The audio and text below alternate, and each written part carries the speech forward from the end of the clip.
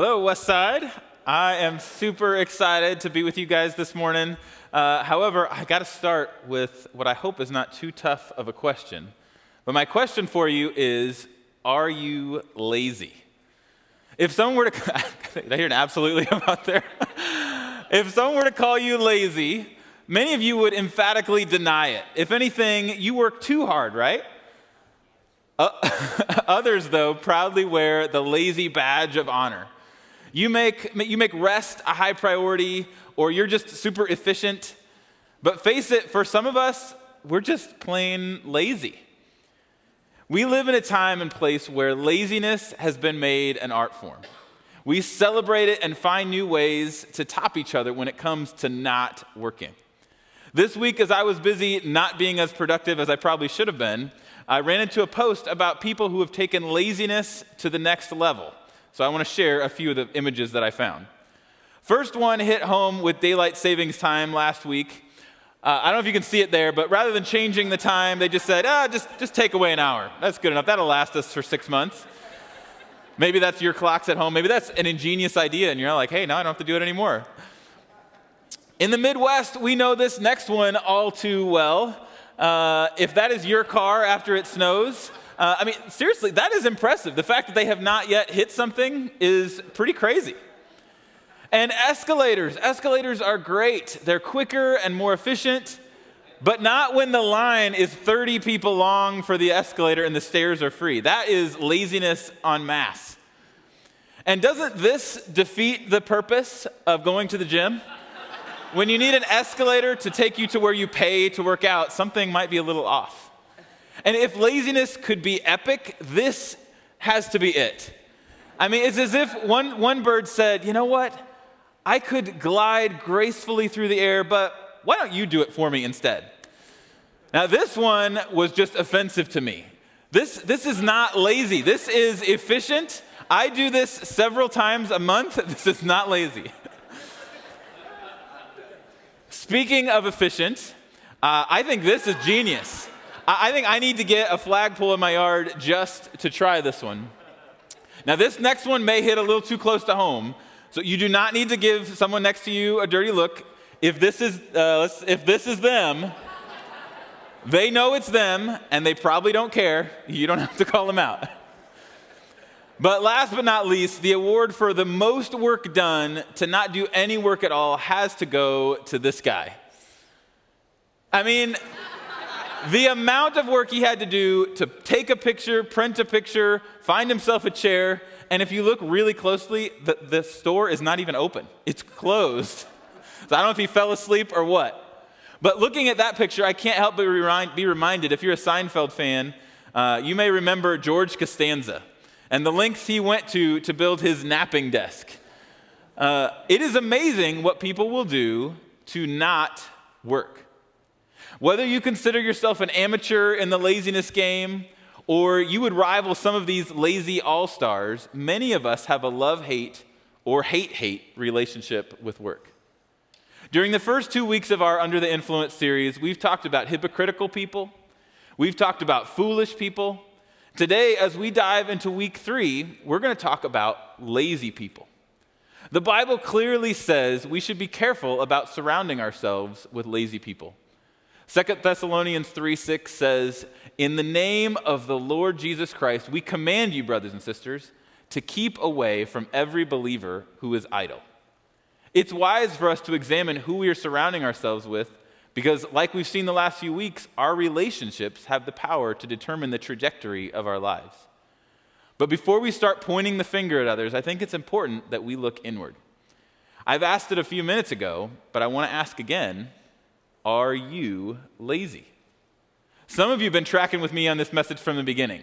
You would have been nodding vigorously, yes, you are indeed lazy. Some of you actually did, except it's also a lot of work to nod your head that much, so some of you just held back. But before you say no, let's talk about what laziness really is and what it's not from God's perspective.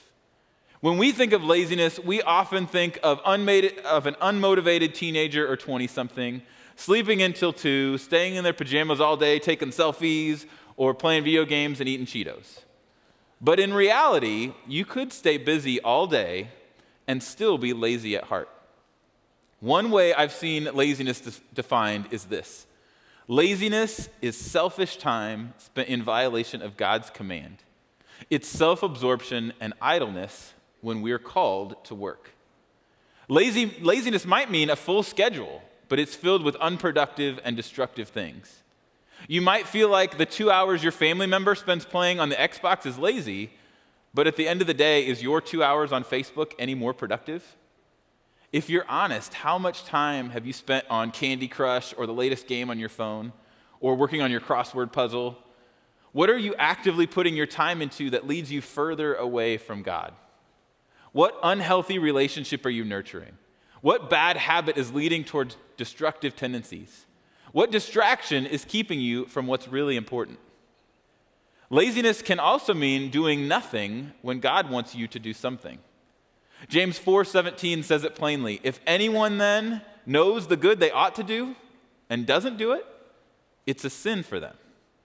Each day that you put off welcoming a new neighbor, reaching out to that friend in need, or stepping up to serve is a day that you miss out on what God has designed you for.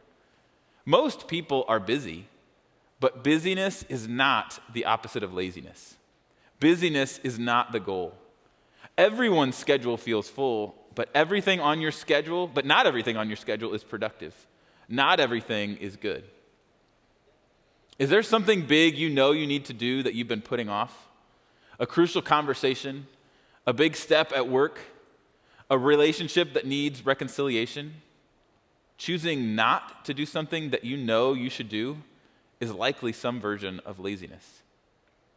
Laziness can also be doing something easy when God wants you to lean in to something hard.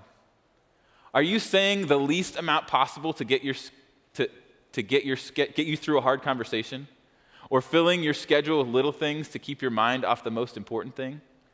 If you've done the minimum amount to check off a hard task, or if you're using busy work to numb or distract you from what really needs to be done, God is calling you to more. The truth is, we all have areas where we're lazy. And as lazy people, we get really good at lying to ourselves. We justify our actions. There's always a reason why now isn't a good time. I'm too busy. Things will be better next month. I'll wait for them to make the first move. I just need to get a little bit more prepared first. There are always exceptions, but in the end of our lives, very few people regret the things that they did. Rather, many regret what they did not do. They wasted time on the wrong things, in the wrong job, with the wrong people. They allowed fear to get in the way. Rather than taking action, they made excuses, and 1 week turned into 1 year, turned into a lifetime, all looking back with regret. The Apostle Paul devoted his life to advancing the good news of Jesus. He wrote nearly half of the New Testament and planted countless churches. No one could accuse him of being lazy. He knew what he was put on this earth to do, and he pursued that calling passionately. Paul wraps up his letter to the Corinthian church with this charge that applies equally to us today. My dear brothers and sisters, stand firm. Let nothing move you.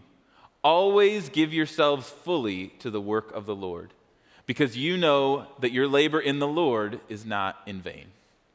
Paul ran his race and never looked back. He knew the joy that came from giving himself fully to the work of the Lord, but somehow work in our culture has gotten twisted. We view work as a curse. You may even believe that that was God's plan.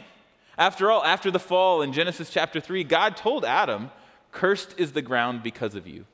Through painful toil, you will eat food from it all the days of your life. It will produce thorns and thistles for you." We chose our own way and rejected God, so he said work would be hard. Because of that, we often assume work is a curse, but the truth is God designed work. He made us in his image, and God himself works. In the beginning, God created the world. It took him time. He worked hard to make the sky and land, the fish of the sea and the birds of the air. And in the end, Genesis 2 tells us, by the seventh day, God had finished the work he'd been doing. So on the seventh day, he rested from all his work. God worked. He worked hard to the point of resting afterward. Not only that, he delighted in his work. God saw all that he had made, and it was very good. Work wasn't a drag for him. He wasn't wearing his working for the weekend t-shirt, trying to do the bare minimum. Though sometimes when I think about things like the platypus, do you guys know about a platypus? It is crazy. It's like God was on a coffee break during that time, or he just decided to go crazy on the creativity. But no matter what, for God, work was a joy. When God made humans, he made us in his image. We were the creation he was most pleased with. But when he made us, he called us to work. For we are God's handiwork, created in Christ Jesus to do good works, which God prepared in advance for us to do. God's plan all along was for us to work. When God created the world before it was broken by sin, he intended for us, just like him, to work. There's actually a blessing in work that God wanted for us. God's very first words to humans, God's very first words to us, found in Genesis 1:28, say this: God blessed them and said to them, "Be fruitful and increase in number. Fill the earth and subdue it. Rule over the fish of the sea and the birds in the sky and over every living creature that moves on the ground." God's first words to us were a command to work, to be fruitful and subdue the earth. But more than a command, it was a blessing. Did you catch those first words? God blessed them. He blessed us with a calling to work. He commissioned us to carry on his work of creating and sustaining his world. God's command to work is also a gift. But when we view work as a blessing and put ourselves fully into what he's called us to do, we discover who we were made to be. Timothy Keller, in his book, Every Good Endeavor, wrote this about the freedom that can come in God's command to work. He said, "Modern people like to see freedom as the complete absence of any constraints. But think of a fish. Because a fish absorbs oxygen from water, not air, it is free only if it is restricted to water. If a fish is freed from the river and put on the grass to explore, its freedom to move, and soon even to live, is destroyed. The fish is not more free, but less free, if it cannot honor the reality of its nature. Freedom is not so much the absence of restrictions as finding the right ones, those that fit the realities of our own nature and those of the world. So the commands of the Bible are means of liberation, because through them, God calls us to be what he built us to be. Leaning into God's command to work actually sets us free. This past year has been a hard one for many. But if you faced the loss of a job, it was likely harder still. The loss of work is so difficult not just because of the loss of income, but because we were designed for work. We need fruitful work to survive and thrive. God made us that way. Winning the lottery seems great. Anytime huge payouts come up, people begin talking about what they would do if they won. And inevitably, someone says they'd walk in the next day and quit their job. But if you would abandon your job if you didn't need the paycheck, you either have the wrong job or you've got the wrong mindset. Maybe winning the lottery isn't in your future. I'm guessing most of you should plan winning the lottery is not in your future. But if you're counting the days or months or years until you can stop working, you're looking at things the wrong way. Working hard now so we can put work behind us will only make work more unsatisfying. When we view the work the right way, the way God sees it, it's not something to be pushed through, but embraced. Viewing work as a gift helps us look beyond ourselves. When viewed the right way, we see how what we do helps the world be more like God intended it to be. We are all doing our part to fill the earth and subdue it. The creation account in Genesis 2:15 continues. God took the man and put him in the Garden of Eden to work it and take care of it. He put us here with a job to do. We all play a part in working the land and caring for it, in filling the earth and subduing it. All work matters to God. You might see something simple like housework as unnecessary or beneath you. But without cleaning, we would eventually get sick and die from bacteria and infection that would breed in our homes. Everything we do plays a part in developing, cultivating, and caring for the world God created. Without everyone doing their part, human life can't flourish. All work matters to God. Food that nourishes, roofs that hold out the rain, shades that protect from the heat of the sun, the satisfaction of the material needs and desires of men and women. When businesses produce material things that enhance the welfare of the community, they are engaged in work that matters to God. So if work is supposed to be this great blessing, why is it so hard? Well, for one, who said things were not supposed to be hard? Some of the most fulfilling things in life are hard. I grew up in Champaign-Urbana, and I had season tickets to Illini basketball all 4 years of college. So I am a big Illini fan. Anybody with me? Anybody checking their watch? Just get out of here on time to go watch the game. Actually, our family is such a big Illini fan, we actually had an orange and blue Illini wedding. If we got, yes. This is just proof that my wife is the best wife, because go Illini.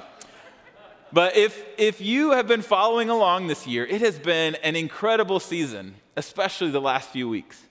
Just over a month ago, after a too close for comfort win over Northwestern, and with 5 of their final 6 games coming up on the road against highly ranked teams, Illini coach Brad Underwood challenged his team in the locker room.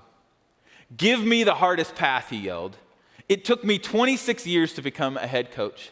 If there is anything great, it doesn't come without some challenges."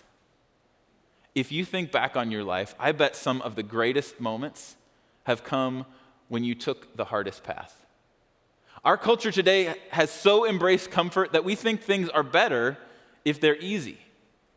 The truth is, it's almost always the hard things, the things we have to work at with grit and determination over long periods of time, that are the most rewarding. The author of Ecclesiastes says, "The sleep of a laborer is sweet, whether they eat little or much. But as for the rich, their abundance permits them no sleep." That feeling of falling into bed after a hard day's work as your face hits the cool pillow at night is tough to beat. On those days, sleep comes easy. So why do we so often avoid those days? What if you embraced that challenge? What if you said, "Give me the hardest path," and trusted God to carry you through to a better end than you ever could have imagined? Doing hard things is great, but we all know fulfilling challenges are not the only things that make work hard. If you have been working overtime at a job you hate, it's likely not going to end with that same feeling of fulfillment. Sometimes we just have to work for a paycheck, right? Maybe. But how we view our job has a lot to do with how we feel about it. So let's look at 3 things that might be making it hard for you to see your work as a gift. First, too often work is hard because we let the world shape our idea of what work is meaningful. For centuries, cultures have looked down upon physical labor. Knowledge-based jobs have been inaccurately viewed more highly, and sometimes even seen as more inspired by God. It was believed that physical labor should be left to the lower classes, and this led to the pervasive idea that work is just a necessary evil. We think we should do the least amount of work needed that will allow us to provide the best possible lifestyle to our families. That has left many of us taking jobs that we aren't really suited for simply to get higher wages or more prestige. In fact, some people would rather choose unemployment than taking a job that they feel is beneath them. Is that you today? Are you stuck in a job that you hate because of the prestige or the paycheck that it gives? Work is a gift. All work matters to God. If you feel stuck, choose today to stop letting the world shape your view of what you do. Ask God to show you how He wants to give you joy in your work, how He can use you to make His world a better place in whatever it is that you do. Sometimes work is hard because we're in it for the wrong reasons. Rather than seeking to glorify God by using the gifts He gave us to care for the world He created, we use it as a stepping stone to make a name for ourselves. Our work becomes our identity. It becomes a source of pride. Rather than selflessly working with excellence in the interest of others, we get competitive. In one of his most famous works, Mere Christianity, C.S. Lewis wrote, Pride gets no pleasure out of having something, only out of having more than the next man. We say people are proud of being rich or clever or good looking, but they are not. They are proud of being richer or cleverer or better looking than others. If you find yourself regularly competing with your coworkers to be the best, not for the sake of others, but to make a name for yourself, you are working for the wrong reasons. Be careful that your need for personal significance hasn't made work into a false god in your life. Work is also hard because we do it wrong. Work is hard because we forget to rest. In the beginning, God modeled a clear cycle of work followed by rest. On the seventh day, he rested from all of his work. But in our desire to do more faster, our desire to make a name for ourselves, and consciously or not, do it ourselves rather than trusting it to God, we neglect rest. Rest is not lazy. Just like we were made for work, we were made for rest. The difference between rest and laziness is intentionality. Rest is actively setting aside time to relax and recharge. A lazy person wakes up and says, "There's nothing worth doing today. What's the point?" But someone resting intentionally says, "I could do anything today, but the best thing I can do with my day is reconnecting with who God made me to be." They might both end up napping on the couch, but it's a big difference the way they got there. Recently, I heard a preacher teaching about not becoming a slave to money. He talked about his own practice of giving aggressively. You see, in order to keep from becoming a slave to money, he gives it away in almost a forceful way as he writes that check. He says, "Money, get out of my house. I'm not a slave to you," as he gives. If you found work becoming a god to you, I wonder if you need to do the same thing with rest. The best thing you may be able to do this week is to say, "Get out of here, Satan. My value is not found in my work. I'm going to do nothing today, and you can't stop me." Yeah, sounds pretty good to me, actually. As we wrap up today, I want to point out two people in the Bible who had unique experiences with work. Neither were church leaders or pastors, but both trusted God and used the gifts he had given them to rise from relative obscurity and change an entire nation. They show how powerfully God can use you, no matter what work you may be doing, when you lean in and trust him. Abraham's great-grandson Joseph from the Old Testament experienced the highest of highs and the lowest of lows. He wasn't a particularly gifted speaker or teacher. However, over time, he discovered that he had two gifts that God could use. He was gifted with an aptitude for administration, and he had a supernatural ability to interpret dreams. Definitely an unusual pairing, but God had a plan. If you don't know Joseph's story, it is a great one, and you can read it more in depth at the end of Genesis. But in summary, he was his father's favorite son, but his brothers got jealous and sold him into slavery.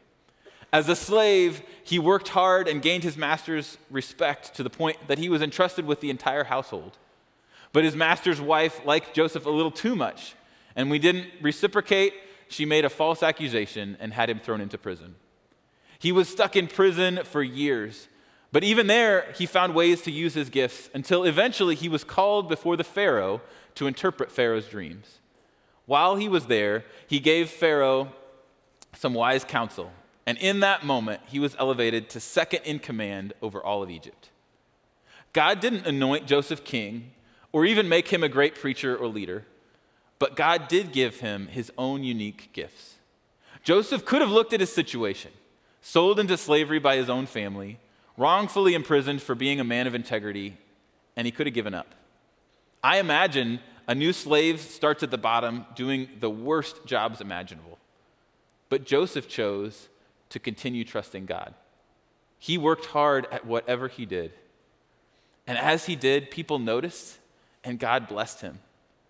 Whether you find yourself doing the job of a slave or second in command over a whole nation, wherever you find yourself, God wants to use you. He's blessed you with the gift of work. It's up to you to decide you're going to give yourself to it fully. Many years later, along came a young exiled Jewish girl named Esther.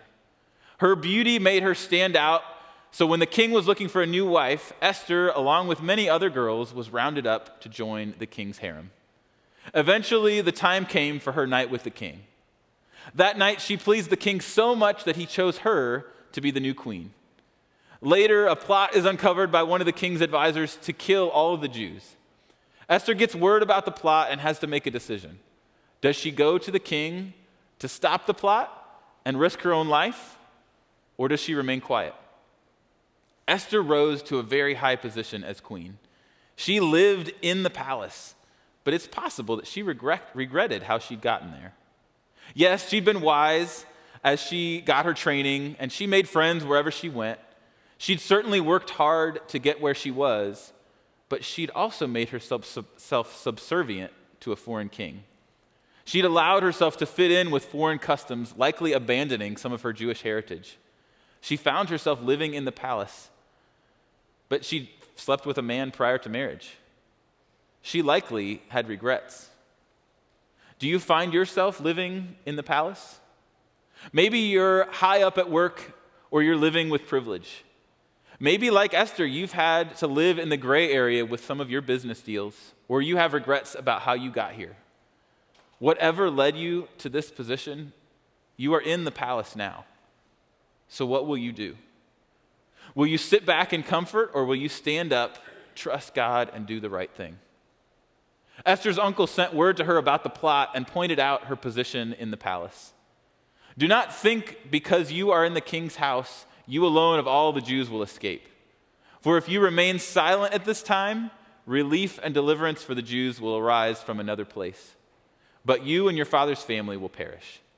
And who knows but that you have come to this royal position for such a time as this? The danger of having a little comfort is it only increases our desire for more comfort. A little laziness can take root and grow. When you find yourself in the palace, but unwilling to risk your power, your position, or your money to work for people outside of the palace, your job, your position, it becomes a prison. If the work becomes more important than the God you work for, the palace owns you.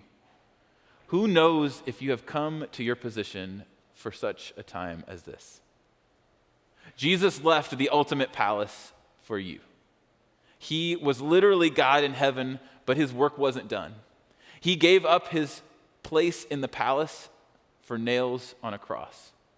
Jesus' resurrection ushered in the Spirit who is still at work in and through us.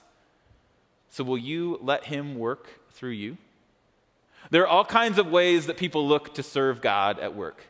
Maybe you seek to work with honesty and integrity. Maybe you are strategic about reaching out to coworkers and sharing the love of Jesus, even inviting some to church. Maybe you see your work as worship just by doing excellent work and using all of your skill to do your best. Maybe you're an artist and your goal is to create beauty in the world through your work. Maybe at work you seek to further social justice, or you commit to work all day, each day, with a joyful, grateful heart, no matter what ups and downs may come. Or maybe your goal is simply to make as much money as you can so that you can be generous in the world and donate to important things. Whatever you do, however you work, give yourself fully to the work of the Lord. In the words of Paul, my dear brothers and sisters, stand firm. Let nothing move you. Always give yourselves fully to the work of the Lord, because you know that your labor in the Lord is not in vain. When you go all in with whatever you do, and you do it fully for God, he is glorified. And the world gets better. No labor is in vain, no work is a waste when you give yourself fully to the work of the Lord. Whatever you do, from flipping burgers to flipping houses, your work matters to God. Paid or unpaid, whether you're a volunteer or a CEO, work is a gift from God. Whatever you're doing and how you do it matters to God. In a moment, we're going to sing one more song. We're going to sing the words, "When my bones are dust and my hands can't raise, you will hear my voice and my love will last. To the end I will stand with you, to the end, devoted to you, to the end. As we sing these words, commit yourself fully to the work of the Lord, to what he's called you to do. Ask God to help you stand firm to the end.